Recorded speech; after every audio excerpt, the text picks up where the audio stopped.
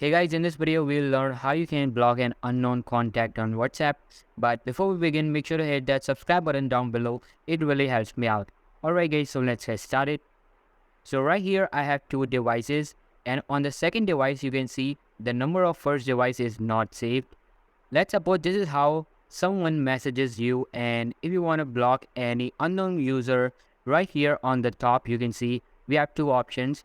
Either you can save the contact or you can simply block the contact from here.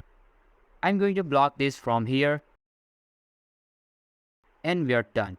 That's how you can block any unknown user on WhatsApp. Now if you want, you can also change the privacy settings. Just go to WhatsApp settings, and right here you're gonna go to privacy and change the settings just according to your liking.